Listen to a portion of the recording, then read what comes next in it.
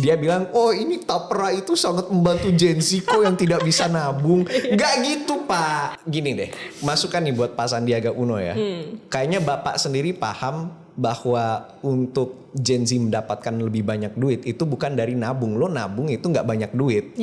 Lo itu banyak duit kalau banyak pemasukan. Sementara milenial adalah generasi yang belum nyampe dewasa udah miskin. Oh iya. Kita ngomongin anak muda yang mana gitu. Karena selalu distereotipin kayak anak muda itu melek media sosial. Anak muda tuh selalu mainnya TikTok doang bla bla bla. Padahal sebenarnya masih banyak anak-anak muda Indonesia itu sebenarnya gak dapat akses buat internet, informasi gitu. Biaya hidup itu dulu lebih rendah daripada sekarang. Sekarang tinggi. Tapi ya gaji gitu-gitu aja. Gue paham kenapa kita gak ninggin gaji. Karena kalau kita ninggin gaji inflasi dong.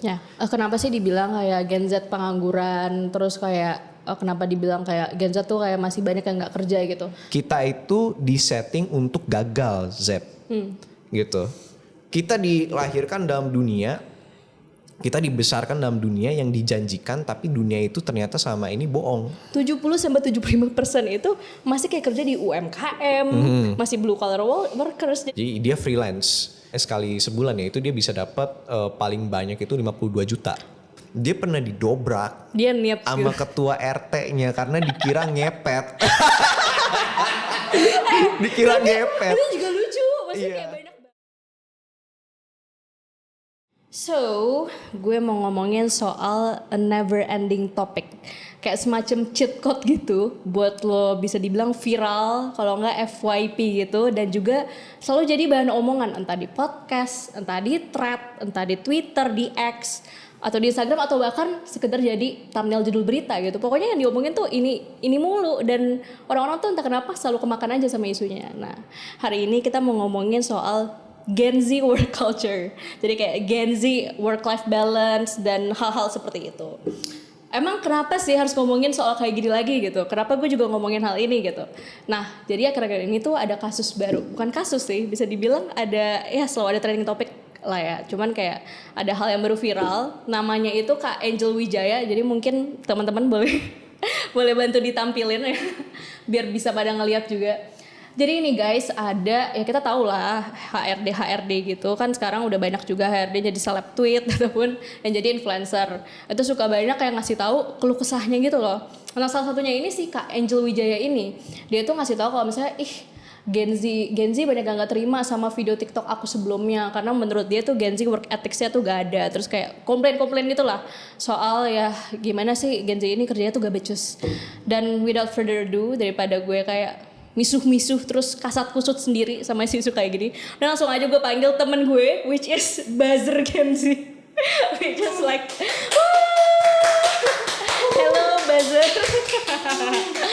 welcome and sit. Silahkan. Aduh, let me make myself comfortable first. Okay, so apa kasusnya, what's the case? So I've been like, pokoknya kita selalu jadi target mangsa netizen Indonesia gitu loh. Like our age range gitu. First, I wanna ask you sih, kayak screen time TikTok lo berapa? Screen time TikTok gue ya? Gue sih sebenarnya nggak ngecek juga sih di statistics berapa. Perkiraan ya? Gue jarang buka TikTok juga sih, 2 jam paling. Really? Iya, serius. You're not chronically online? Gue chronically online, tapi gue malahan jarang buka TikTok sih. Tapi selain itu kayak di platform-platform media sosial lo sering ngeliat orang-orang ngomongin Gen Z gitu gak? Sering gue. Justru only like recently gue lagi randomly scrolling di Twitter kan. Kayak lagi doom scrolling aja gue. Iya serius kan. Ya gue menemukan salah satu posting ini yang orang-orang nggak tahu milenial, nggak tahu boomer, nggak tahu Gen X, yang mereka lagi latihan punching bag aja kayak Gen Z gitu. Yang lo bilang ini, sering gue I come across a lot of these things di sini gitu. Ya basically targeting people gitu ya. Terus habis itu jadinya gitulah. Terus kalau misalnya lo sendiri, we're talking about age range here kan, kayak different generations gitu. I'm a Gen Z by the way, and as far as I know, Gen Z juga. My friend is also Gen Z. Lihat nih sepatu gue, Nike Black Force One lagi. Bro, he's a man Yes. Air Force One, Black Air Force One gue. So jadi mending langsung aja kita tanya karena kan banyak Langsung saja. yang ngatain Gen Z pengangguran gitu. Kalau lo tuh kerjanya apa kalau boleh tahu? Gue itu sih kerjanya ya menggiring opini. Apa tuh? Content creator? Enggak, That's so buzzer template gua. gitu. Nama gue kan literally kan buzzer kan ya. Ya udah jadi kerjaan gue menggiring opini gitu. Tapi ya serius, I have a day job. I'm not gonna tell you guys. Gue nggak akan ngasih tahu kayak day job gue apa. Ya yang pasti ya buzzer sih. Tapi ya night job gue ya gue sebagai ini content creator. The buzzer di Base Indonesian Show. Ya itu sebenarnya kerjaan template banget guys, sama kayak gue sebenarnya. Iya Kan sih. juga content creator. Kalau Gen Z tuh dibilangnya kalau nggak sosmed spesialis, TikTok spesialis, ya other about sosmed spesialis lah. Ya, Itu biasanya content kerjanya specialist, kayak ya. gitu. Terus habis itu kan banyak nih, maksudnya kayak lo sering ngeliat gak sih orang-orang kayak ngenyein soal anak-anak zaman sekarang tuh healing, terus kayak work life balance, terus gimana tuh sedikit agak cringy gitu ya. Cuman kayak banyak lah maksudnya misuh-misuh gitu lah, kayaknya kita kebanyakan ngomongin mental health etc gitu. Nah pendapat lo gimana tuh, komentar lo ngelihat hal tersebut? Menurut lo apakah to some extent it's true or like aslinya sebenarnya nggak kayak gitu? Menurut gue ya, kenapa gue pengen mulai dulu dari mental health kan? Kenapa mental health itu lebih sering diomongin zaman sekarang itu? Karena dengan kemajuan pengetahuan sekarang ya ini kita menyadari bahwa mental health itu sama pentingnya juga dengan physical health, begitu. Dan sama ini ya, sama sejarah manusia kita selalu mengesampingkan mental health, dan kita selalu anggap kayak oke, lo kerasukan, lu mah kurang doa aja ini. Skizo kurang doa gitu. Pasti dianggap gila. Terus pas abad 19 lu sakit jiwa dikit langsung dilobotomi gitu. langsung dimasukin gunting ke hidung lo tuh, terus dilobotomi kan. Jadi ya alasan kenapa mental health menjadi pembicaraan yang sangat penting zaman sekarang, yang memang mental health itu penting. Memang penting gitu loh, tapi kita telat menyadari bahwa ini penting. Ya, tapi gue berpikir sih it's not too late for everything. Yeah. Dan justru diskusi tentang mental health yang lagi berada di masyarakat sekarang ya justru membantu kita untuk lebih memahami diri kita sendiri, gitu. And menurut gue nggak ada salahnya. Terus kedua tentang kenapa Gen Z itu sering dibully di sosmed ya. Sebenarnya gue ingin nge-point out satu ironi sih. Rata-rata yang membuli kita itu ya, gue manggil lo siapa di sini? Zebi. Oh sorry. What else? Oh sorry. I thought you were playing a character. Jadi gini, ini ironis sih karena rata-rata orang yang nge-beat us down, yang menggunakan Gen Z sebagai punching bag itu milenial. Oh really? I thought it was boomers. Ya boomers ada juga. Tapi kan boomers itu ya mereka 40 akhir 50 awal. Pasti dikit waktunya untuk main sosial media. Ada beberapa dari mereka yang mungkin posting sana sini tentang Gen Z kan. Tapi yang lebih melek sosial media itu kan milenial. Oh tadi sih yang kasus Angel Wijaya itu juga milenial sih jatuhnya. Dia milenial gitu. Umur 20 akhir, 30 awal, mungkin 30 akhir masuk juga. Gitu loh. Nah, lucunya gini. Gue masih ingat, gue tuh gue kan chronically online ya. Yeah. Lo chronically online gak? Yeah, I think but like we're different Iya. chronically. Pas tahun 2011-2012 itu gue sering mampir ke 9gag, 4chan sama Reddit. Serius. Itu biasanya cowok-cowok insal gitu. Lucunya, aduh kebaca nih kartu gue lagi. Lucunya Eno Bening sering bilang kayak gitu sih tentang gue. Iya, ini orang insal nih. Iya. Ya sebenarnya sih gak semua yang datang ke sana insel, tapi ya rata-rata memang itu tempat nongkrongnya insel sih. Oke. But anyways, di tempat itu kan zaman dulu lebih banyak Gen X sama milenial yang muda-muda kan. Dan Gen X ini memakai 9gag, 4chan sama Reddit. Banyak postingan yang justru tuh ngebully milenial tentang work ethics-nya juga, iya. Bahkan ini tercermin juga sih di pop culture, kayak lu kalau misalkan lu main GTA 5, lu main GTA 5 enggak?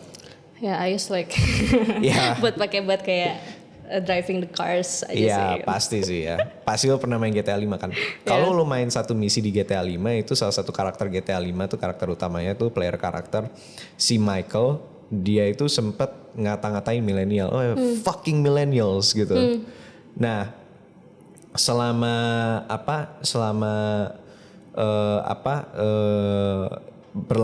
berlangsungnya itu game. Ya mereka itu ngata-ngatain milenial kayak oh nggak mau kerja sama milenial tuh orang-orangnya tuh mencoba untuk menjadi hip dan So trendy it's dan basically lain. the same gitu. It's every basically the generation. same ya dan bahkan Like 2000s kids, iya 90s kids. dan bahkan gitu. dulu ada kayak semacam derogatory term untuk milenial ya bukan hippie ya hipster. Hipster? Yeah, do you still remember that word hipster? Yeah, I know hipster, but I didn't know that it was kind of offensive or like It was, used being yeah. to belittle someone. Memang dipakai untuk melabel sebuah subculture dalam generasi milenial sih. Tapi ya dipakai sama orang lain untuk sebagai derogatory term untuk untuk milenial. Kayak oh lo milenial, you're a fucking hipster. Gitu lo hipster lo dengerin lagu-lagunya tuh yang lagu-lagu jadul scratch Emang kalau record milenial gitu. tuh maksudnya stereotipnya gimana? Kayak Millennial- pas lo di 9gag gitu-gitu. Milenial itu stereotipnya mereka lebih banyak mau main. Mau main. Iya, milenial itu basically mereka ada generasi yang menganggap dirinya sendiri terlalu pinter. Oh. Iya, mereka itu terlalu pinter. Jadi 9gag gue lihat kayak meme-nya kayak ini hipster tuh kebanyakan tuh digambarkan sebagai generasi yang mereka tuh pinter banget, ama nggak mau kerja, karena pay-nya dikit. So they just wanna work smart. They Okay. wanna work smart. Mereka mau selalu kerja di bidang IT, mereka selalu mau kerja di bidang marketing. Lo lihat deh hipster milenial tahun 2010-an awal. Pasti potongan-potongannya semua sama gitu loh. Vibes-nya dia tuh kayak toxic positivity gitu. Kacamatanya tuh yang kotak hitam gede kayak kacamata tahun 1950s gitu. Udah gitu dia tuh selalu tuh rambutnya tuh yang potongannya tuh klimis. Pakai pomade gitu. Apalagi ya? Pakai baju tuh yang ini, pakai baju kemeja yang kotak-kotak flanel. Oh. Kayak Jokowi. Oh, that's actually millennial. Itu baju milenial itu. Bro. Iya, aku itu baru baju tahu ya. itu baju milenial itu. Pakai celana chino atau skinny jeans. Oh iya, chino skinny jeans. Ya, Iya gue tahu kalau itu. Iya kan, selalu pakai iPhone dan segala macem gitu. Selalu pakai iPad dan segala macem. Those are millennial things. Gitu. Mereka sama pula dengan Gen Z yang membanggakan mungkin tahun 80-an dan 90-an. Mereka membanggakan tahun 1950s, 1920s. Berarti lebih yang kayak vintage. Iya, lebih things vintage like that. gitu. Tapi ya balik lagi kepada perlakuan Gen X ke milenial ya. Milenial banyak dibully juga gitu. Ya gimana nggak dibully? Mereka generasi terpintar tapi juga generasi termiskin. Sama kayak kita gak sih? Kita juga. Enggak. But Kalau still kita kan belum mampu beli rumah gitu-gitu, bro. kita itu dewasa Ya. ketika kita semua sudah memasuki dewasa ketika resesi COVID itu mulai kena kan. Dan ya housing price itu naik terus. Housing price naik tapi mana sih housing price yang nggak naik terus?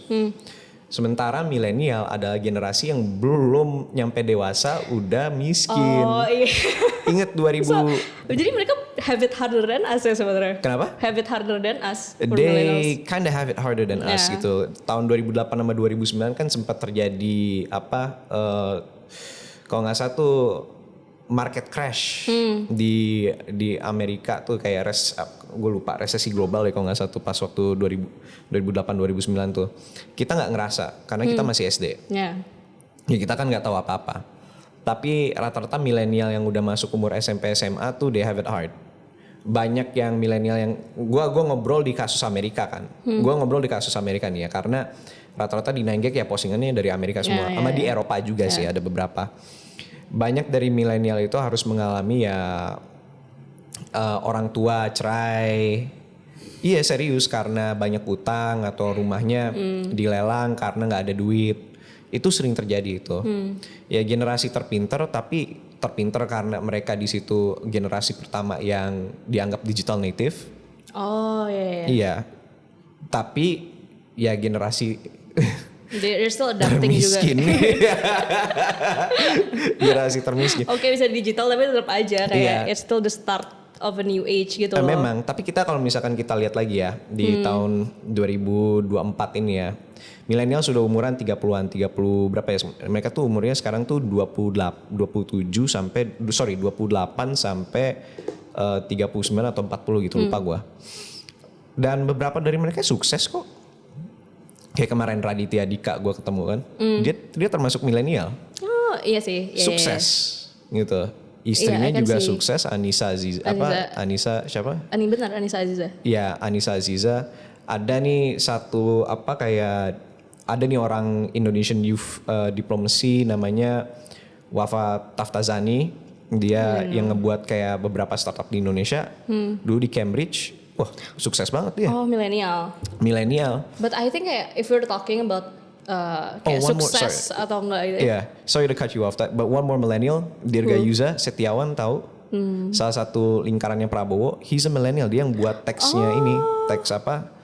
Teks pidatonya. But sorry to cut you off. Go Yeah, on. no, it's fine. Yeah. But they're actually doing quite good ya. Maksudnya kayak it's Iya. kind of sad. Tadi kan kita mulai kayak ngomongin itu sebenarnya all of this hate kayak kebencian ini ke Gen Z gitu itu munculnya dari mana gitu. Turns out banyak itu dari orang-orang milenial ini. Tapi kan maksudnya awalnya mereka juga ternyata banyak dibenci juga gitu. Iya, Basically betul. dapat treatment yang sama mungkin di tempat kerja kayak sama aja lah kayak orang-orang boomer atau bukan boomer juga sih.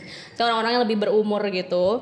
Doesn't mean kayak orang yang berumur berarti maksudnya mereka pasti otomatis bakal benci sama orang lebih muda ya. Cuma kan Iya. maksudnya biasanya kalau di kultur orang Indonesia gitu kan ini hierarkis banget. Jadi Iya, maksudnya kayak pasti. yang muda harus lebih kayak patuh kepada yang tua gitu. Iya. Jadi mungkin bakal kayak muncul apaan sih anak-anak muda ini orang masih anak baru juga gitu. Iya. Nah maybe tapi kalau misalnya Gen Z, I don't understand why it's kayak more viral now.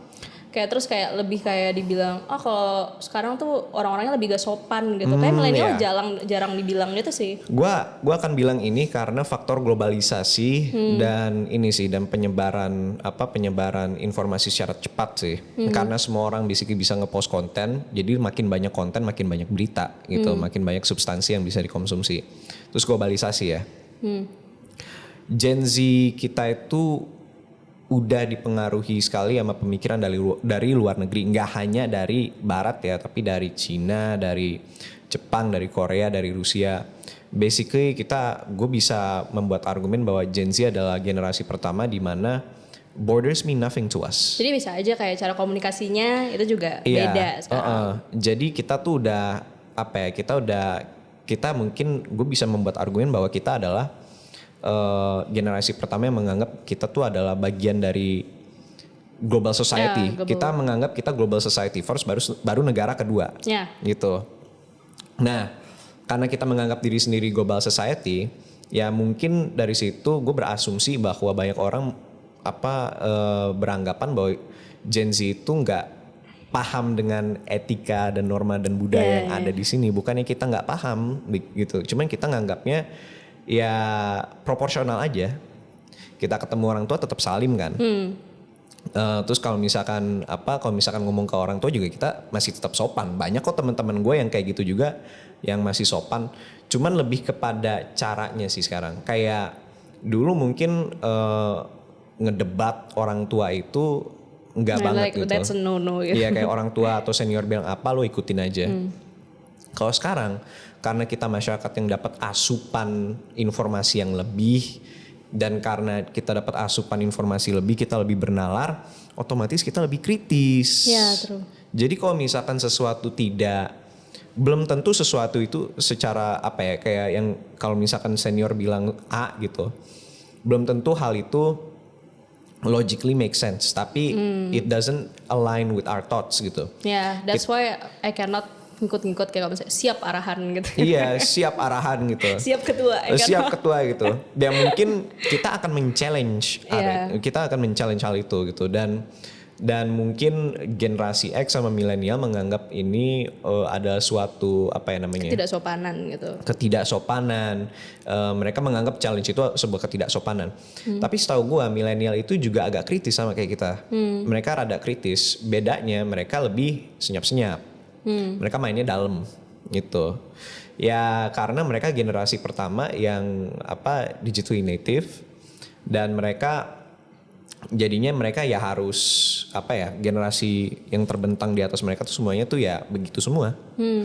Yang tipe hierarkis, harus paham aturan, paham hormat kepada aparat dan authority gitu. Iya, jadi ya milenial harus tunduk. Tapi karena kita di atas sudah ada yang pasang badan, which is milenial. Thank you loh. Thank you millennials. Millennials, thank you very much udah pasang badan. Now we can shit post on Twitter. Now we can shit post on Twitter because of you guys gitu. Terima kasih banyak loh. Ini kontribusi terbesar milenial terhadap Gen Z. Thank you for being a victim. Lu gak apa-apa anjing-anjingin kita gitu. It's okay. Yeah. Lu gak apa-apa anjing-anjingin kita. Tapi seenggaknya kita mendapatkan kebebasan ini karena lu gitu. Thank you. Iya, Freedom of expression. Jadi karena kita udah mendapatkan sebuah kebebasan itu, udah ada yang pasang badan, ya udah kita makin free. Oh, that's why. Generasi Alpha akan datang dan mereka akan makin bebas. Yeah, bro. Dan kita akan ngata-ngatain generasi Alpha. Sama, Semoga gue gak kayak gitu sih. Semoga kita nggak kayak gitu ya. Insya Allah kita nggak kayak gitu ya. Tapi ya kita lihat aja trennya dari dulu ya. Milenial dikata-katain Gen X. Work ethics apalah, mereka mau kerjanya mau minum, mau internetan aja, scrolling di Facebook gitu. Maunya sosmed gitu. Terus Gen X kepada boomer terhadap Gen X. Mereka nggak mau kerja, mereka maunya main aja terus, maunya ngeparty, nongkrong, main musik, main film gitu. Iya kan kayak gitu kan. Nyokap bokap lo kan dulu kan kayak gitu, anak nongkrong gitu. Pasti pestanya kalau nggak di Cikini, live music, kalau nggak di Cikini di mana di apa ya, tempat nongkrong orang-orang Gen X, anak-anak gitu, 90-an. Hard Rock Cafe. Hard Rock Cafe. Oh my god, you are so right. Iya, Hard Rock Cafe. Iya. Just like jadi the cool it girls kayak and the guys. cool it place gitu, kayak Hard Rock Cafe gitu kan. Wah, semua orang tuh yang 90-an pasti ke Hard Rock Cafe gitu. Gen X, yang Gen X gitu. Udah gitu lo tarik mundur lagi, baby boomer dulu dikatain sama dulu gue inget Silent Generation deh kalau nggak salah baby boomer tuh. Iya, kayak ini adalah generasi yang tidak taat terhadap pemerintah dan norma. Lo tahu yang menciptakan gerakan free love, free sex itu siapa? Oh, baby boomer. Bro. Serius. Lo pergi ke Amerika. Balik ke tahun 1960-an. Baby boomer itu, oke, kita sedikit sejarah tentang baby boomer ya. Baby boomer itu ada generasi kenapa dinamain baby boomer, karena mereka lahir setelah Perang Dunia Kedua. Setelah Perang Dunia Kedua ya populasi manusia dikit dong. Gue lupa berapa presentasi tapi total 36 juta orang mati gara-gara Perang Dunia Kedua. Jadi itu 36 juta tuh lumayan banyak loh, ya kan? Ya otomatis orang kayak, wah anjir, banyak anak banyak rezeki. Wah anjir, gue selamat perang nih. Dan istri gue menunggu di rumah. Istri gue menunggu di rumah gitu. Ngapain ya gitu. Iya kan kayak gitu kan. Lo gini deh, gue tanya. Editornya ngangguk by the way guys. Iya, gue tanya kepada kalian nih. Kalau misalkan lo abis selesai perang 4 tahun. Dimana ya lo di sejuta orang dikirim ke sana. Terus lo salah satu yang selamat sementara 600.000 orang yang lain udah mati gitu.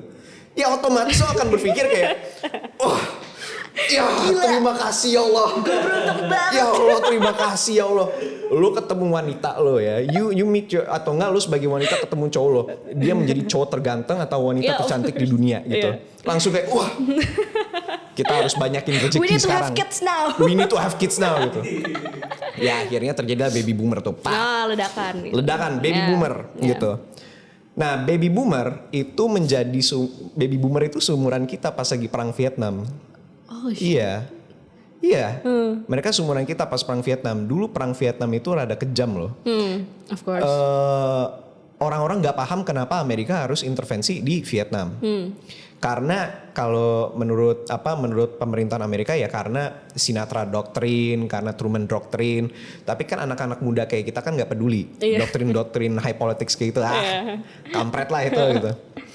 Yang kita paham adalah lo yang perang tapi kita yang dikirim buat mati ke sono gitu. Kita berperang untuk apa gitu? Vietnam kalau mau jadi komunis ya udah jadi komunis aja gitu. Iya kan? Kebebasan mereka kan. Katanya bebas gitu. Nah, akhirnya banyak dari baby boomers itu ya dan hampir semuanya mereka rada hippie kan. Ya akhirnya mereka protes terhadap pemerintah. Kita harus membuat budaya baru, counter culture. Iya, lu pernah nonton Forrest Gump? No. You haven't watched Forrest Gump? No, I haven't. I'm sorry. Tapi lu tahu The Simpsons? Yeah, of course. Si siapa Marge sama si Homer itu bagian dari generasi baby boomer. Oh. Iya.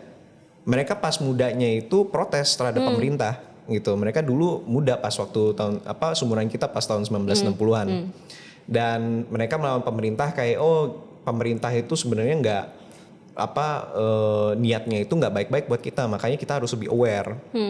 Tapi kita juga harus lebih inklusif. Semua counterculture, civil rights movement itu semua terjadi di era baby boomer. Jadi kalau bukan gegara baby boomer kalian nih, nenek kakek kita, baby boomer tuh, ya kita nggak bakalan sebebas sekarang. Iya, true. Iya, kenapa orang sangat bebas di on defense? Terima kasihlah kepada nenek kakek kita di tahun 1960-an yang telah berkontribusi melawan dan memprotes pemerintah gitu. Sumpah.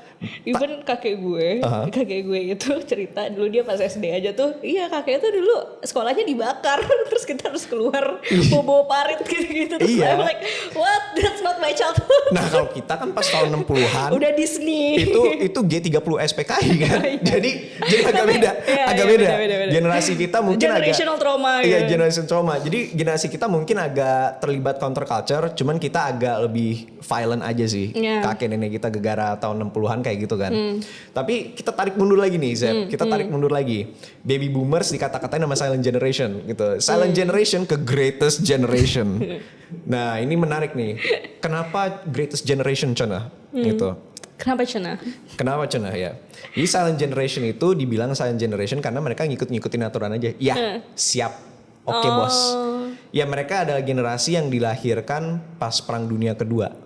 Jadi otomatis pemikirannya ya mereka ya gue harus manut atau enggak gue mati. Gue kalau nggak manut mati gitu. Iya jadi pemikiran silent generation kayak gitu. Makanya mereka dibilang silent generation. Mereka generasi yang terdiam. Nah itu silent generation tuh yang justru walaupun baby boomer itu yang mulai free love dan lain-lain, tapi silent generation tuh yang awal-awalnya tuh rada bobrok. Tapi ternyata mereka melahirkan orang-orang yang berhasil ya buat movement kayak gitu. Mereka rada bobrok gitu silent generation. Ya lo pernah nonton Grease nggak tahun 1950-an? Ya kan kayak gitu semua kan? Iya sih. Kayak gitu kan? Gitu kan? Kayak gitu semua. Ada cewek dikit langsung. Gue udah ganteng belum? Gitu. Ya kayak gitu kan? Iya kan? Ya awalnya mereka udah bobrok kayak gitu. Terus tapi mereka juga kayak gitu karena mereka lebih free kayak gitu karena we understand juga sih mereka hidup di bawah ketakutan akan bom nuklir. Jadi setiap hari mereka harus berpikir bahwa anjir bakal ada ledakan bom nuklir nih. Gue harus cepet-cepet buat anak. Terus kita mana pernah ada pikiran kayak gitu sekarang? Iya, kita gak ada gitu. Tarik mundur lagi Zep. Greatest generation nah ini gue udah lupa nih generasi apa nih. Tapi greatest generation kayaknya sih gak ada sih yang ngata-ngatain greatest generation. Lo bisa tebak kenapa mereka dibilangnya greatest generation? Because they make the revolution, terus kayak yang bikin dasar-dasar dari negara dan semuanya gitu. Sebenarnya mereka dibilang greatest generation. Lost. Ada yang anjing-anjingin greatest generation. Iya, lost generation. Tapi nanti gue akan berhenti di lost generation ya. Oke. Greatest generation itu dinamakan karena mereka yang berpartisipasi di Perang Dunia Kedua. So they were patriots. Iya, jadi berkorban untuk negara gitu ya guys. Iya, greatest generation itu mereka menghadapi 3 kekacauan. Yang pertama depresi besar. Iya, itu itu greatest generation namanya. Itu greatest generation. Jadi greatest generation pas kecil itu dilanda depresi besar. Jadi pas belum apa-apa lahir udah langsung miskin gitu. Anjing gak ada duit gitu. Ayo gue makan pakai apa besok gitu. Udah Greatest Depression udah reda pas tahun 36, tiba-tiba Hitler berkuasa, terus Jepang rada aneh gitu. Iya, Jepang rada aneh. Jadi ya udah 4 tahun kemudian ya udah perang mereka. Iya 3 tahun kemudian mereka perang. Baru selesai miskin, alhamdulillah dapat kerjaan disuruh perang gitu. Tar. Iya kan? Iya gitu serius. Baru udah 36 juta orang mati kan. Udah tuh mati tuh 36 juta orang mokat tuh. Okay, rest in peace. That's not a thing to laugh at, guys. I know it's not a thing to laugh at, but tapi the circumstances is just so bleak gitu loh. Kayak ya Allah lu udah selesai bokek, lu disuruh perang gitu. Disuruh mati berdiri. Abis lu selesai lu perang dingin. Anjir nuklir. Kapan nih gitu? Kapan nih kita dibom nih gitu? Ya nggak berhenti di situ. Lu tiba-tiba dikirim ke Korea untuk perang Korea. Lu sering nonton film Korea kan? Iya kayak gitu. Makanya mereka dinamakan They deserve that. Greatest Generation. Iya serius. Different breed. Mereka Greatest Generation. Gila sih. Jadi mereka ya udah intinya gue hidup survive. Buat orang tuh mereka tuh ya survival horror. Gila. Iya, mau lu ngomongin apa Kayak ya? mereka lebih butuh psikiater deh. Gimana generasi zaman sekarang. Terapi mereka tuh, tapi gini loh, menurut gue tuh terapi mereka tuh ya udah suara peluru lewat aja, cuy. Serius. Itu ya wah terapi cuy. Nenek gue, uyut gue itu bagian dari Greatest Generation ya. Kata nenek gue dia tuh paling suka nonton film perang. Serius, katanya dia ngerasa seperti rumah. Karena Rasa tenang gitu. Iya. Senjata. Buyut gue itu dia bagian dari dia berantem di agresi militer Belanda 2. Gila. Di Yogyakarta kan. Terus pas waktu dia ngelewatin sungai itu tembak-tembakan sama kenil katanya. Serius. Jadi makanya dia suka sama film-film perang kayak wah tembak gitu. Serius. Dia kalau misalkan kesal sama orang tembak aja gitu. Iya Dia kalau bisa nyetir itu gak? Bawa pistolnya gak? Iya dulu dia Iya kan? Itu ciri khas generasi mereka tahu. Iya jadi ciri khas. Jadi tuh dulu tuh ya pas dia udah punya anak banyak, dia tuh gue inget banget. Gue diceritain katanya dia punya Arisaka, senapan sama punya Walter. Iya punya senapan dia gitu. Jadi tuh kadang tuh ya udah kalau misalkan gabut dipoles-poles aja.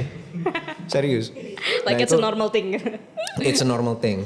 Nah ya udah yang terakhir Lost Generation. Nah Lost Generation tuh anjing-anjingin Greatest Generation karena lu mau aja disuruh mati buat negara lo gitu. Iya. Nah yang terakhir nih Lost Generation nih. Lost Generation mereka dibilang mereka generasi yang hilang. Kenapa mereka dibilang generasi yang hilang? Karena Perang Dunia ke-1. Selesai perang dunia kan mereka berantem di perang dunia satu. Selesai mereka perang dunia ke-1 nggak ada pembangunan yang bagus, ya udah mereka jadi kehilangan arah. Ya udah jadi kerjanya apa? Minum. Iya terus udah gitu gak dikirim perang. Joget-joget gitu, ya. Ya ngapain lagi? Lo nonton Babylon nggak? No. Film yang ada Brad Pitt sama Margot Robbie belum ya? I think I watched tapi I don't remember the storyline. Lo nonton Great Gatsby nggak? Of course. Nah itu semua orang di situ mereka Greatest Generation. Oh. Iya mereka hidup untuk berseni aja udah. Iya makanya aku bisa party terus gitu.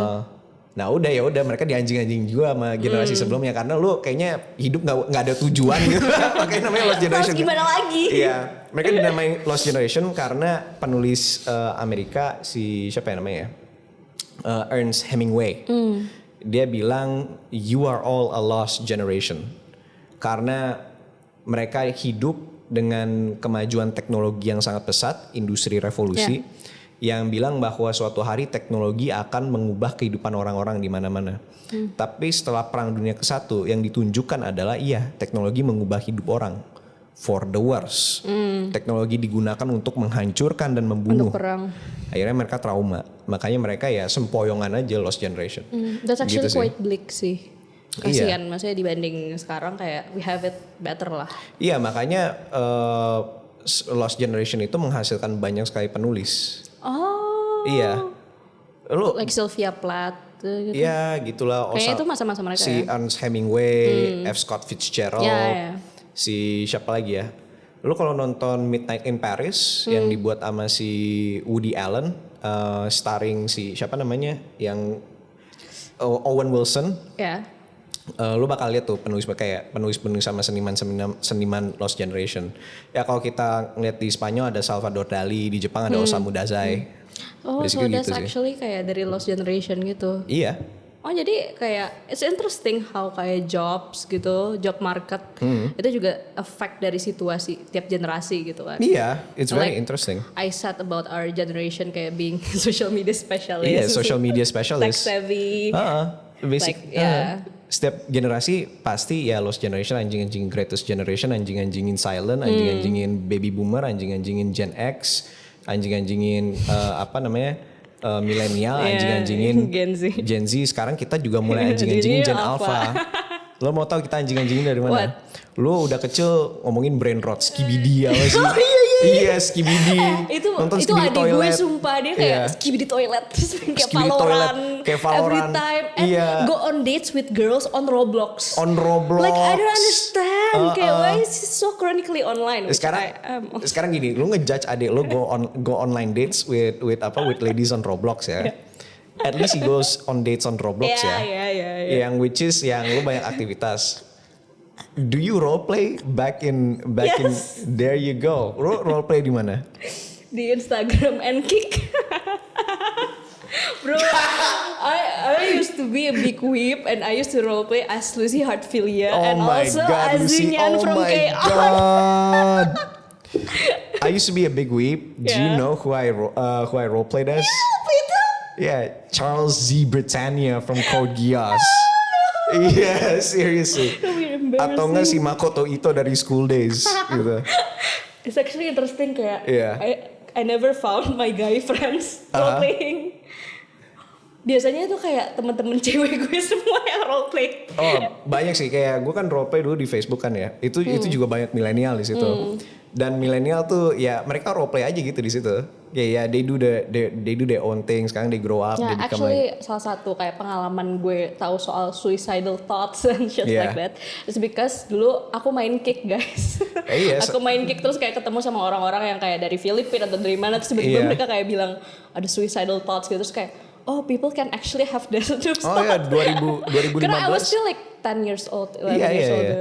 Kayak 2015 tuh terjadi yang gue sebut sebagai pandemi depresi di mana-mana karena adanya Tumblr dan Pinterest Oh, itu iya. yang membuat Starbucks secret recipe. ya yang membuat semua cewek dan cowok menjadi sad boy dan sad girl gitu. Akhirnya semua orang tuh suka banget kayak pakai profile picture anime tapi hitam putih. Oh. Gitu.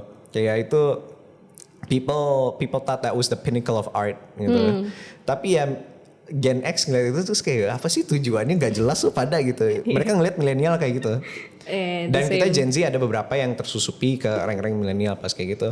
Tapi ya the running issue ya lu mau generasi manapun lu pasti akan menemukan kesalahannya, yaitu udah perbedaan antar generasi aja. Ya benar. Gitu. Tapi actually, jadi gue ada data pengen ngasih lihat sih sebenarnya. Kayak kenapa sih dibilang kayak Gen Z pengangguran, terus kayak kenapa dibilang kayak Gen Z tuh kayak masih banyak yang nggak kerja gitu.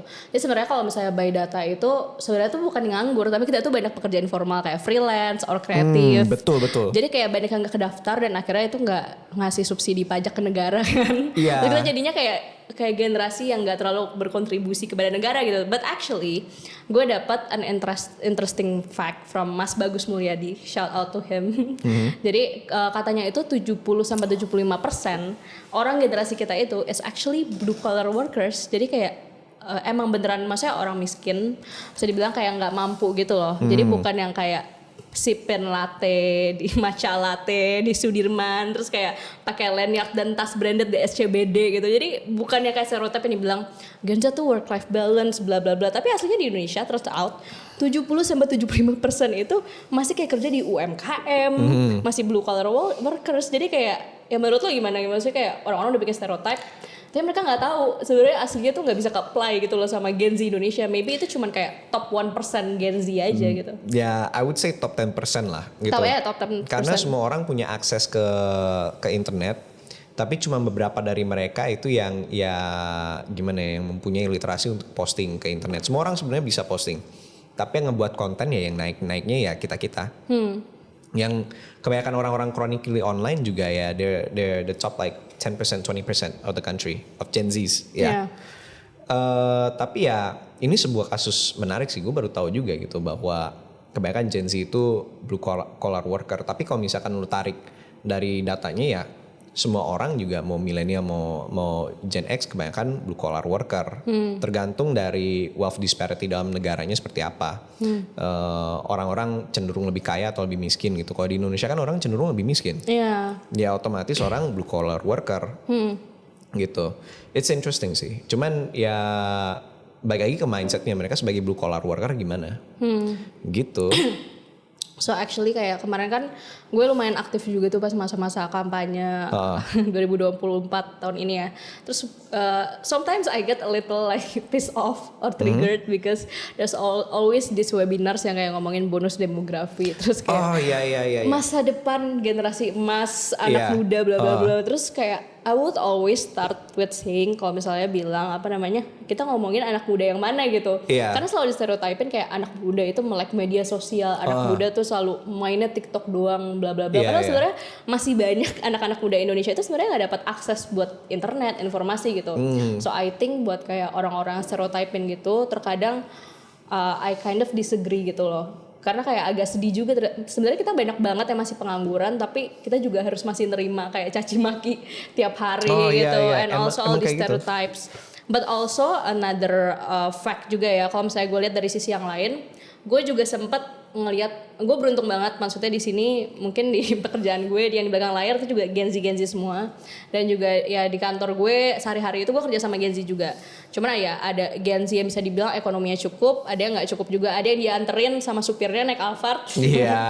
Tapi ada juga yang harus berangkat dari Bekasi naik motor gitu. Jadi juga. Ya gue bisa ngelihat lah, maksudnya emang ada perbedaannya antara dua hal tersebut gitu loh.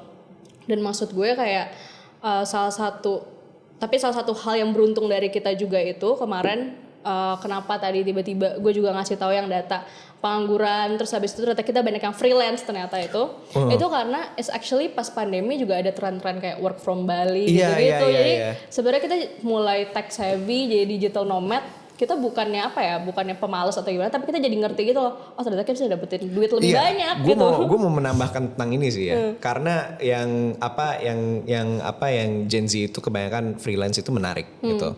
Ada dua hal yang gue ingin mengatakan. Yang pertama mungkin gegara mindset sih. Gen Z itu karena kita dilahirkan dalam dunia yang serba instan. Kita aja nonton Netflix langsung nge-binge. Iya, kita langsung dapat 12 episode sekaligus. Orang harus nunggu gitu. Itu efek kepada mindset kita loh. Ya kita maunya segala macam serba instan. Kita ingin sesuatu yang konkret. That's actually true gitu.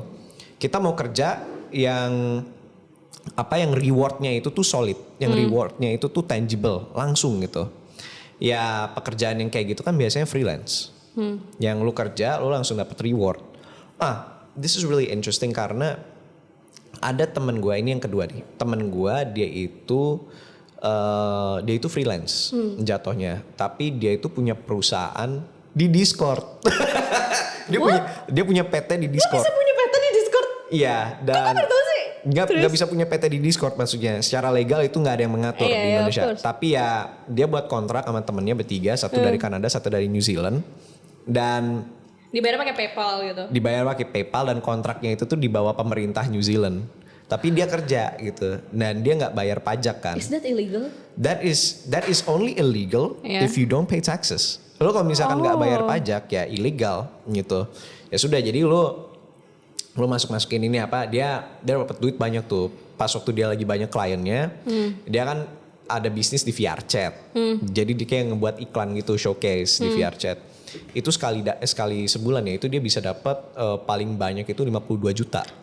Bro, serius. I need to learn from him. Yeah, I can introduce you to him later on if he's here. He actually lives in Bandung. Yeah, he 52 juta sebulan, tapi offset dia tuh biasanya tuh sebulan tuh ya 15 sampai 20 juta. Biasanya kan ya. Nah, dia kerjanya ya udah tiap hari ngalong aja karena klien-klien dia kan orang luar negeri ya, mereka dibayar semua lewat PayPal gitu. Jadi dia freelance dan dia itu di Bandung itu juga dia sebenarnya sewa rumah. Oh, lah itu gimana dong ngurusnya gitu gimana? Ngurusnya ya udah gampang, dia sewa rumah apa itu gua kurang tahu sih detailnya kayak gimana. Yeah. Tapi cerita lucu nih, karena dia nggak pernah keluar dari rumah ya, tapi dia selalu dapat Gojek ya. Dia pernah didobrak Dia niat sama gitu. ketua RT-nya karena dikira ngepet. Dikira ngepet. Itu juga lucu, maksudnya Iya. kayak banyak banget orang Indonesia tuh biasanya kalau misalnya ini tetangga gak pernah keluar dari rumah, ini kayaknya babi ngepet. Ini babi ngepet ini. Ini tuh nyantet nih. padahal dia digital nomad kan. Iya, Jadi marah dong ke Pak RT-nya. Pak, saya bayar iuran RT gitu loh. Saya kadang suka silaturahmi juga. Masa Bapak dobrak rumah saya gitu. Saya itu tapi dia masih suka silaturahmi. Jadi sebenarnya keluar dong. dia keluar ya salim aja Pak, Ibu gitu. Ya emang karakter dia kayak gitu. Kayak karakter dia ya emang suka silaturahmi. Nah cuman dia nggak kelihatan keluar kerja kan. Iya, Nah iya, itu iya. tuh. Jadi mereka gitu. mencurigakan kayak, Jadi yang ngapain nih, babi kumpul ngepet kebo nih kah? gitu. Iya kumpul kebo kah, babi ngepet kah. Dia sampai nunjukin ke Pak RT-nya, ini nih saya kerja di sini nih. Dia punya set mirip kayak gini. Dia punya set ini nih kerjaan saya nih tiap hari nih. Wih mohon maaf, keluar Pak sekarang gitu. Dia kesel gitu. Udah gitu si Pak RT-nya masih berani-berani. Pak kalau ada lowongan mungkin putri saya bisa. masih aja. Dia langsung kayak tergiur nih. Ini kayak calon successful man for my my kid. Masih aja itu true story. Gue nggak bohong tuh. No cap, for real bro. Kayak ya udah dia langsung keluarin tuh Pak RT-nya. Abis itu udah nggak ada yang ganggu lagi kan. Nah tapi suka masih pada yang banyak yang curigain. Nah di sini bermain logika mistika nih yang dikatakan Tan Malaka kan. Skizo. Iya katanya ini orang Indonesia tuh masih mistika banget. Iya, kalau kaya tuh biasanya ke dukun tuh pasti tuh. Gitu. Apa-apa tuh langsung ke pada situ. Padahal kan belum. Iya. Lu nggak bisa berasumsi bahwa ini langsung mistik. Iya. Harus ada evidence dulu.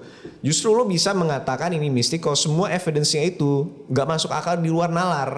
Gitu. Wah, oke. Ini di luar nalar nih, pasti mistik nih. Gitu. Tapi lu kerja ini kan masih bisa ada nalar, digital nomad gitu. Ya kurangnya ada sosialisasi tentang terms dan linggo-linggo itu aja sih. Iya, maksudnya kan gitu. Ya jatuhnya kita beda generasi juga Iya, gitu. beda generasi juga. Generasi mereka dulu kan kalau lamar kerja harus bawa CV di print, habis itu mereka ngantri. Kalau kita kan tinggal apply LinkedIn ya. Pakai bot atau gimana? Pakai bot. Nah, akhirnya nih orang nih karena sering dia dimata-matain aja nih sama tetangganya, pindah ke Sumarekon Bandung. Ya, kalau Sumarekon so that bad gitu. Di Sumarekon Bandung kan ya udah orang pada minding their own business gitu. So that's actually kind of the struggles of Gen Z juga ya kayak. Itu the struggle Gen Z. Actually kayak kita udah ngerti soal privacy boundaries gitu, tapi mungkin ya itu perbedaan generasi, disparansi antar generasi gitu akhirnya kayak oh ini aneh-aneh nih gitu. Iya, satu lagi gue pengen nambahin ya tentang Gen Z ya. Sebenarnya orang bilang kayak kita orang milenial bilang ogah kan kerja sama Gen Z kan. Gue ketemu kok banyak Gen Z yang work ethics-nya bagus.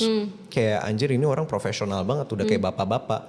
Bahkan gue pernah ketemu politisi Gen Z yang gue ngelihatnya tuh kayak wah anjir keren banget nih orang pasti jadi presiden nih gitu. Yakin gue yakin ini orang jadi presiden nih. Do you wanna name drop? Aryo Seno Bagoskoro PDIP. Iya. Gue pernah ketemu dia kan kayak anjir membahana banget. The man with the sarung tangan. The man with the sarung tangan gitu. Gue masih nggak tahu kenapa dia pakai sarung tangan kan. Tapi ya ada ya dia dan kawan-kawan lain is a testament kayak Gen Z itu work ethics-nya bagus. Bahkan gue punya kayak teman, lu tahu Indaji kan? Yeah, of course. Her work ethics is absolutely it's amazing gitu. Kayak ini orang nih semua nih profesional gitu. Cuman yang bilang kayak gitu ya they have the unfortunate mereka itu malang aja gitu karena mereka dapat Gen Z yang kebetulan kayak gitu. Dan mindset Gen Z gitu loh. Lu setuju gak ketika gue bilang kadang tuh kita malas kerja bukan karena ya emang kita malas, tapi karena gak worth it aja gitu bayarannya. Iya, terkadang bukan bayaran juga sih, terkadang kayak kalau misalnya gue komunikasiin sesuatu gitu, terus ternyata agak susah juga untuk ngejelasinnya gara-gara perbedaan generasi gitu. Akhirnya kayak, okay, I'll just do it the easy way. Padahal maksudnya I can innovate things, you know, kayak I can give recommendations gitu. Tapi I think it's gonna take a long time karena butuh lewat proses-proses hierarki, which is yang kayak bakal ngehinder pekerjaan gue banget. Iya. Jadi terkadang akhirnya kita ngambil easy way ya karena kita gak dikasih kesempatan juga. Iya, lu kayak contohnya lu cuma dibayar UMR, tapi bos lu tuh ekspektasi lu kerja tuh kayak Harus bikin UI UX, gaji bikin lu apa. tuh 10 sampai 12 juta gitu. Ogah banget. Makanya. Loyalitas kan. Gini, kalau dulu kita put in the effort, itu masih worth it karena apa? Biaya hidup itu dulu lebih rendah daripada sekarang. Sekarang tinggi. Oh, so if you want me to everything is rising, tapi ya gaji gitu-gitu aja. Gue paham kenapa kita nggak ninggin gaji karena kalau kita ninggin gaji inflasi dong. Ya. Jadi ya gaji segitu-gitu aja, tapi harga segala macam komoditas, harga properti naik semua. Jadi ya kita ngerasa kayak fuck lah untuk apalah gitu. Kalau misalkan kita kerja keras juga nggak bakalan bisa kita beli rumah.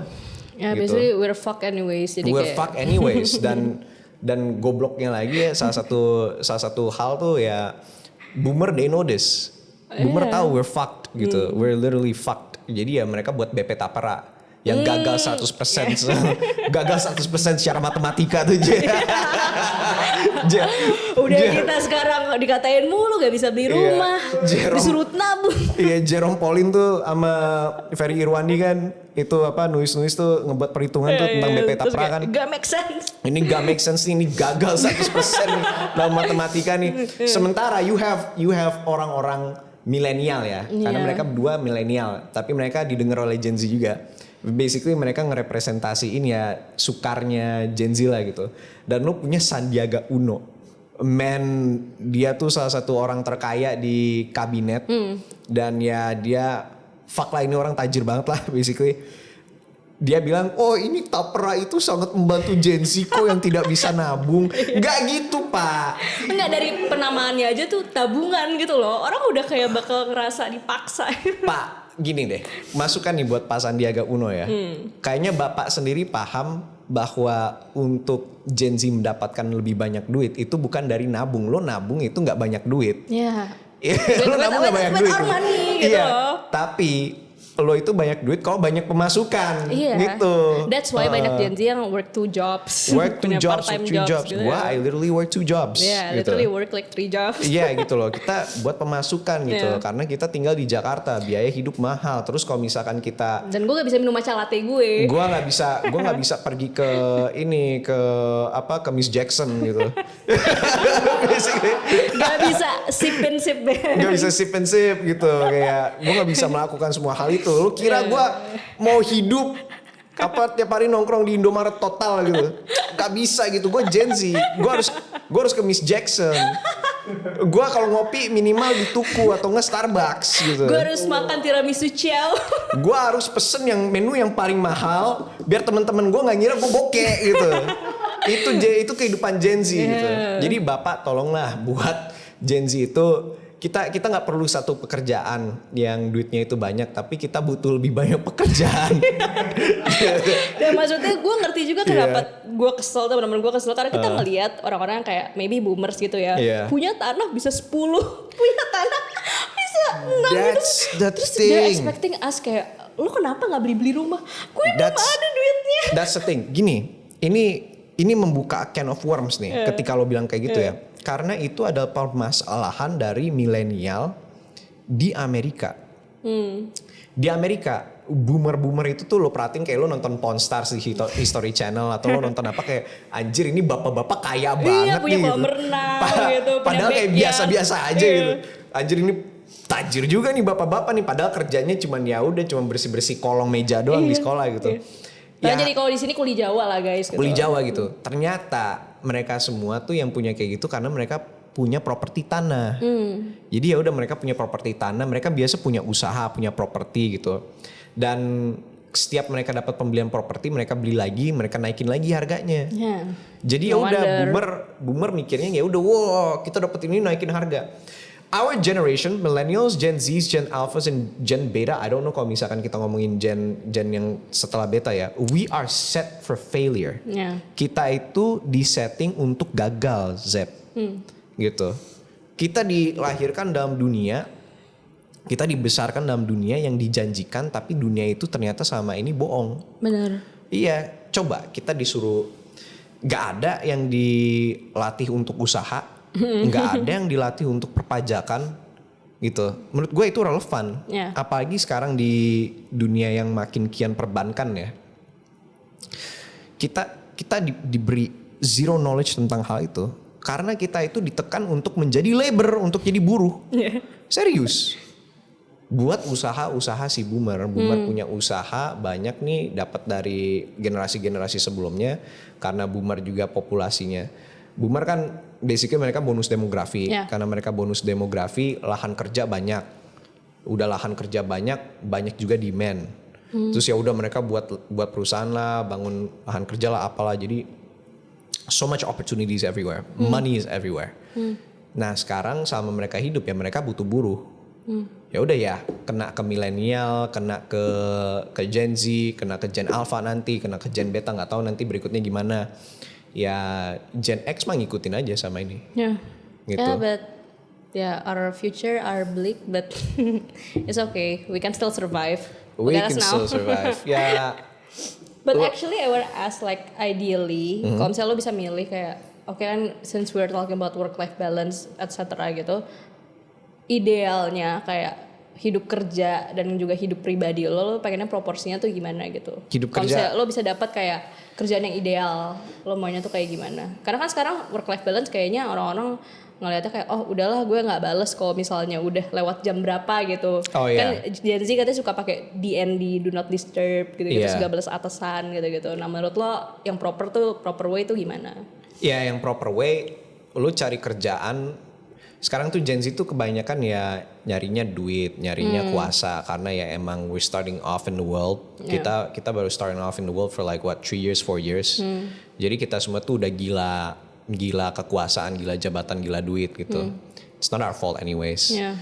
Tapi melihat dari semua ini yang gue sadar adalah you should find the work that fulfills you.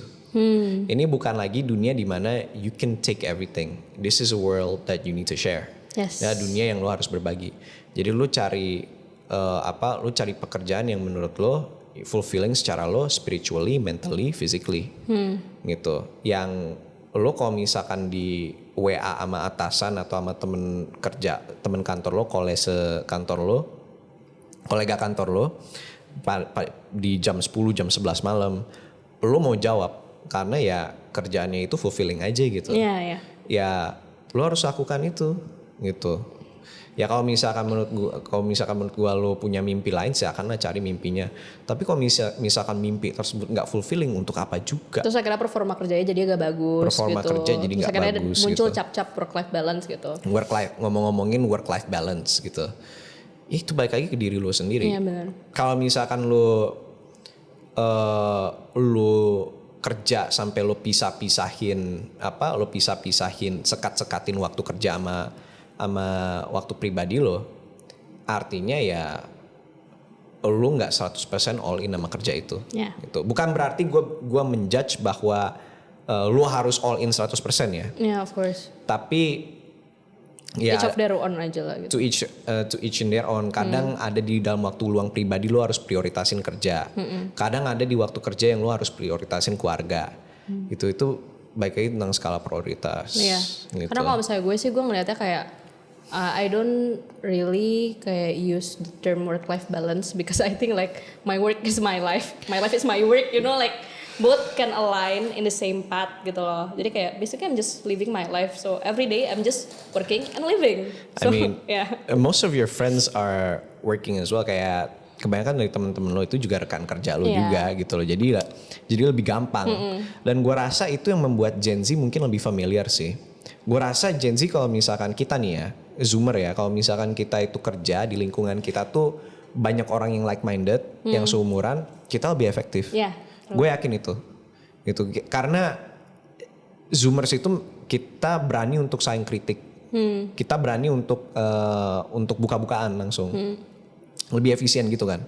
Daripada kita diem-dieman, perang dingin, politik kantor. Wah, gue gak suka nih sama dia nih. Gak gue naikin jabatannya. Gue biarin aja dia dari belakang. Iya, maaf. saya paham kamu kerja untuk perusahaan ini untuk 3 tahun, tapi di perusahaan kita itu nggak ada kenaikan gaji. Mungkin kalau negosiasi kita bisa naikin 8%, itu lebih banyak daripada yang lain-lain gitu, atau kita naikin 10% gitu. Silakan dinegosiasi, make a case gitu. Negosiasi udah dinaikin gajinya 10%, dapat 1 juta.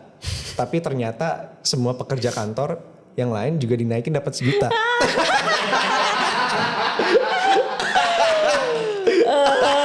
Males banget. Dan mereka bilang cuman lo doang yang naik 10%. Waduh. Kalau kita kan mendingan langsung buka-buka aja kayak. Iya. Butuh kayak apa gitu. fair-fairan aja nih, lo Iya. kerjanya gini nih, kita kasih segini aja dah gitu. Ya gitu lebih bagus kan. Tapi ini kayak ya begitulah. Okay, actually I have like this one meme to close this off. Jadi, kayak banyak banget, mungkin foto terakhir dari tim editor, banyak banget kan orang-orang yang bilang kayak, Gen Z udahlah gak usah kerja, gak usah buka lowongan kerja lagi buat Gen Z. Guys, kalau misalnya tidak ada Gen Z, tidak ada graphic designer, terus kalian desainnya akan seperti ini. Si pakai Nanti Gen Z gak ada yang mau jadi graphic designer biar desain sosmed kantor lo jadi gini semua. Like I don't even think they understand Canva gitu. But anyways. Gua harus komen sih. Kita padahal banyak gini deh. Ini mungkin this would probably get me killed, but fuck it. No, it's fine. Kita banyak Gen Z nih yang nganggur padahal graphic design bagus. Iya. Kerjanya tiap hari ngebuat manga atau enggak ngebuat poster-poster yang dikasih yang di commission sama orang-orang di luar. Lantas mengapa kita banyak orang kayak gini? Tapi spanduk dan baliho TNI itu masih jelek. Sumpah, gue tuh kayak Tapi persis kayak gini lagi. Persis kayak gini loh fontnya. Font apa sih ini? Paint ya? font word art. Word art. Iya word art. Word art ini. Gue kayak ngeliat tuh kayak, coy, TNI Allah gitu. Kalian tuh harus menjadi kebanggaan bangsa Indonesia. Which is you guys are kebanggaan bangsa Indonesia. of course. Banyak orang Taruna yang pakai seragam kayak wah gila. Halo dek. Halo deh gitu. Halo deh. Liatin aja. Dari ujung sini ke sana liatin aja gitu. Tapi come on man, lo spanduk lo, baliho lo tolong perbaikin lah. Aduh. Dan itu caranya adalah dengan membuka lowongan kerja untuk para Gen Z para graphic Gen Z, designer. tolong Pak Agus Subianto, tolong Pak siapa? Agus Subianto ya, itu Panglima TNI. Tolonglah Kasat Maruli Sumianjuntak gitu. Tolonglah ini ya, sewa nih Gen Z. Iya. Perbaruilah estetika TNI ini. Biar gue tuh kalau misalkan lewat ini nih Semanggi nih, gue liat tuh baliho TNI gede kan. Iya. TNI netral. Tapi tuh banyak banget poinnya di situ. Gila gue masa baca satu-satu gitu berbaris. Udah gitu tuh fontnya tuh kayak yang font baja gitu loh. Enggak, Font terus baja. terkadang juga suka pasti ada suatu karakteristik hewan gitu loh. Iya. Harimau, macan, kalau Ada nggak elang. Ada harimau, macan, elang gitu. Pasti fotonya tuh ada Maskulin. ada pangdamnya atau ada kasatnya gitu atau komandannya kayak gini. Gini. Tolonglah bapak-bapak ini di TNI ini, banyak Gen Z nih yang nganggur nih, graphic design. Tolonglah dibuat lebih bagus lagi gitu. Tolong ditingkatkan. Ayo kita tingkatkan Indonesia demi bersama. Ini kritikan loh. Ini bukan saya mengatakan bahwa ini membuat TNI menjadi jelek gitu. Tidak, Bukan. tapi maksudnya ya banyak lah yang bisa dikasih kerjaan lagi gitu. Banyak yang bisa dikasih kerjaan dan gue yakin hasilnya bakal mantap. Oke, Iya.